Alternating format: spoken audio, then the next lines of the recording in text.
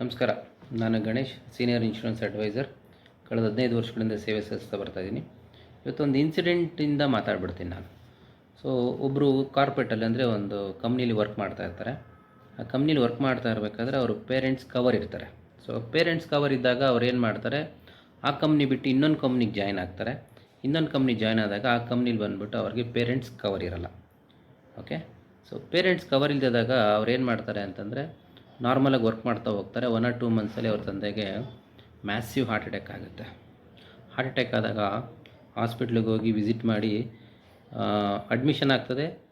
Heavy blockage ಇರ್ತದೆ. ಅವ್ರಿಗೆ open heart surgery ಮಾಡಬೇಕಂತ ಡಾಕ್ಟರ್ ಅದನ್ನು ಸಜೆಸ್ಟ್ ಮಾಡ್ತಾರೆ. ಓಪನ್ ಹಾರ್ಟ್ ಸರ್ಜರೀಸ್ ಮಾಡಿಸ್ತಾರೆ. ಸೊ ಮಾಡಿದಾಗ 8 ರಿಂದ 9 ಲಕ್ಷ ರೂಪಾಯಿ ಬಿಲ್ ಬರುತ್ತೆ. ಸೊ ನಾನು ಆ ಜಾಗಕ್ಕೆ ಹೋಗಿದ್ದೆ. 8 ರಿಂದ 9 ಲಕ್ಷ ರೂಪಾಯಿ ಬಿಲ್ ಬರುತ್ತೆ.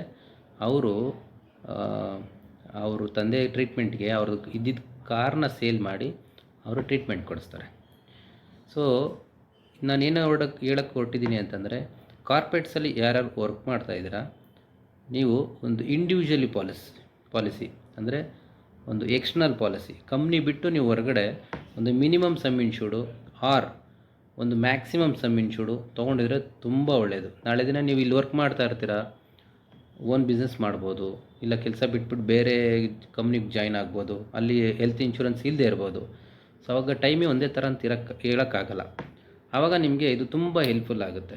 ಸೊ ನನ್ನ ರಿಕ್ವೆಸ್ಟ್ ಏನಂತಂದರೆ, ನೀವೊಂದು ಪೇರೆಂಟ್ಸ್ಗಾಗಲಿ ನಿಮ್ಮನ್ನಾಗಲಿ ಒಂದು ಮಿನಿಮಮ್ ಸಮ್ ಇನ್ಶೂರ್ಡ್ಗಾದ್ರೂ ಕೂಡ ನಿಮ್ಮ ಫ್ಯಾಮಿಲಿನ ನೀವು ಪ್ರೊಟೆಕ್ಟ್ ಮಾಡ್ಕೊಳ್ಳಿ ಅಂತ ನಾನು ಕೇಳ್ಕೊಡ್ತೀನಿ. ಹೆಚ್ಚಿನ ಮಾಹಿತಿಗಾಗಿ ನೀವು ನನ್ನ ಕರೆ ಮಾಡಿ.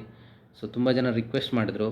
ಆಮೇಲೆ ಇವತ್ತೊಂದು ಕಾಲು ಕೂಡ ಬಂದಿತ್ತು, ಇದೇ ರೀತಿ ಆಗ್ತಾಯಿದೆ, ಏನು ಮಾಡೋದು ಸರ್ ಅಂತ. ಸೊ ಅವ್ರು ನಾನು ಸಜೆಸ್ಟ್ ಮಾಡಿ ಒಂದು ಎಕ್ಸ್ಟರ್ನಲ್ ಪಾಲಿಸಿ ಕೂಡ ನಾನು ಕೊಟ್ಟೆ.